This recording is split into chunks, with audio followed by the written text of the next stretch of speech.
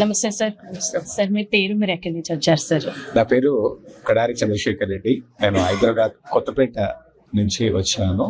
ఈ మధ్య కాలంలోనే KSR Sun City founder chairman Narayana sir తో కూడా కలవడం జరిగింది.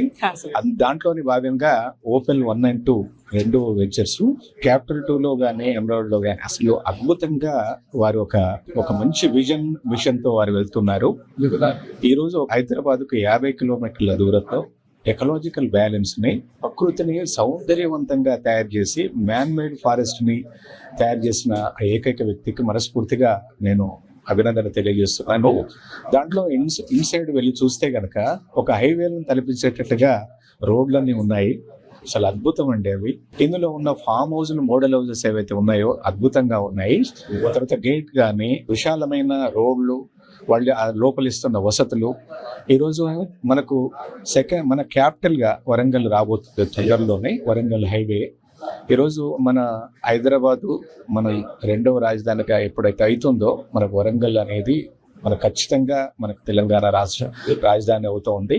దాంట్లో భాగంగా ఇంత ముందుకు ఎట్లయితే శంషాబాద్ ఆ ఏరియాలో ఎట్లయితే ఈరోజు ఇక్కడ వరంగల్ హైవే కూడా అలాంటి హబ్ కాబోతోంది.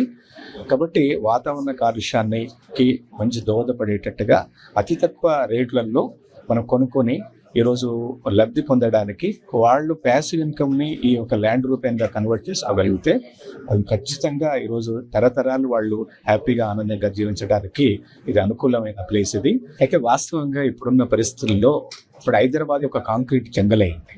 ఒక చెట్టు లేకుండా, ఆక్సిజన్ లేకుండా ఈరోజు మనము మన ఆరోగ్యాన్ని మనము కోల్పోతున్నాము. దాంట్లో భాగంగా ఈరోజు సాటర్డే, సండే ఈరోజు ఉద్యోగస్తులు కానీ, వ్యాపారస్తులు కానీ వాళ్ళ యొక్క టైంని వాళ్ళ పిల్లలతో గడపడానికి ఈ వీకెండ్ హోమ్స్ చాలా అద్భుతంగా ఉన్నాయి. వాళ్ళు నిశ్చింతగా ఎవరైనా వచ్చి ఉండొచ్చు. వాళ్ళు కూడా ప్లాట్ తీసుకుని దాంట్లో కూడా వాళ్ళు ఒక ఫామ్ హౌస్ కూడా కన్స్ట్రక్ట్ చేసుకొని ఉండే ఫెసిలిటీ నాకు ఒక సాటిస్ఫాక్షన్ అనేది నాకు అనిపించింది. Thank you sir. Thank you so much. For more details, contact our marketing associates and visit our website.